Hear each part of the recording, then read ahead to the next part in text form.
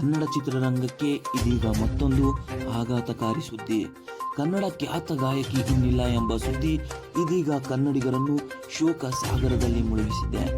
ತಮ್ಮ ಸುಮಧುರ ಕಂಠದಿಂದ ಸಾವಿರಾರು ಅಭಿಮಾನಿಗಳ ಮನಗೆದ್ದಿದ್ದ ಜನಪ್ರಿಯ ಗಾಯಕಿ ಇಂದು ನಮ್ಮನ್ನು ಅಗಲಿದ್ದಾರೆ.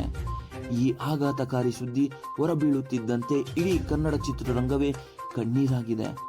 ಸಿನಿಮಾ ಕಲಾವಿದರು, ಸಂಗೀತ ನಿರ್ದೇಶಕರು ಹಾಗೂ ಸಹಗಾಯಕರು ಹಾಗೂ ಅಭಿಮಾನಿಗಳು ಭಾವುಕರಾಗಿದ್ದಾರೆ. ಕನ್ನಡ, ತೆಲುಗು, ತಮಿಳು, ಸಿಂಹಳ ಸೇರಿದಂತೆ ಹಲವು ಭಾಷೆಗಳಲ್ಲಿ 6,000ಕ್ಕೂ ಹೆಚ್ಚು ಗೀತೆಗಳಿಗೆ ಧ್ವನಿಯಾಗಿದ್ದ ದಕ್ಷಿಣ ಭಾರತದ ಖ್ಯಾತ ಹಿರಿಯ ಹಿನ್ನೆಲೆ ಗಾಯಕಿ ಜೆ ಜಮುನಾ ರಾಣಿ ಇವರಿಗೆ 88 ವರ್ಷ.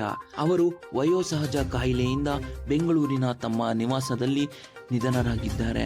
ಆಂಧ್ರ ಪ್ರದೇಶದಲ್ಲಿ ಮೇ 17, 1938ರಂದು ವರದರಾಜುಲು ಹಾಗೂ ದ್ರೌಪದಿ ದಂಪತಿಗಳಿಗೆ ಜನಿಸಿದ್ದರು.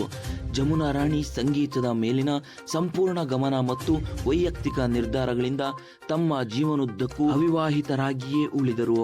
ತಮ್ಮ 7ನೇ ವಯಸ್ಸಿನಲ್ಲಿಯೇ ತೆಲುಗಿನ ತ್ಯಾಗಯ್ಯ 1946ರಲ್ಲಿ ತೆರೆಕಂಡ ಈ ಚಿತ್ರದ ಮೂಲಕ ಹಿನ್ನೆಲೆ ಗಾಯನ ಆರಂಭಿಸಿದ ಜಮುನಾ ರಾಣಿ ಅವರು ಕನ್ನಡ, ತೆಲುಗು, ಮಲಯಾಳಂ ಹಾಗೂ ಸಿಂಹಳ ಸೇರಿದಂತೆ ಹಲವು ಭಾಷೆಗಳಲ್ಲಿ 6,000ಕ್ಕೂ ಹೆಚ್ಚು ಗೀತೆಗಳಿಗೆ ಅವರು ಧ್ವನಿಯಾಗಿದ್ದಾರೆ. ಡಾಕ್ಟರ್ ರಾಜ್ಕುಮಾರ್ ಅಭಿನಯದ ಹೋಯಲೇಶ್ವರ ಚಿತ್ರದ ಪ್ರಸಿದ್ಧ ರೊಮ್ಯಾಂಟಿಕ್ ಗೀತೆ ಓ ಸುರಸುಂದರಿ, ಮನಮೆಚ್ಚಿದ ಮಡದಿ ಚಿತ್ರದ ಲವ್ ಲವ್ ಲವ್, ಜಗದೇಕ ವೀರ ಚಿತ್ರದ ಕಣ್ಣಿನ ನೋಟವೇ, ರತ್ನಮಂಜರಿ ಚಿತ್ರದ ಯಾರು ಯಾರು ನೀ ಯಾರು ಸೇರಿದಂತೆ ಹಲವು ಸಿನಿಮಾಗಳಲ್ಲಿ ಹಾಡಿದ್ದಾರೆ.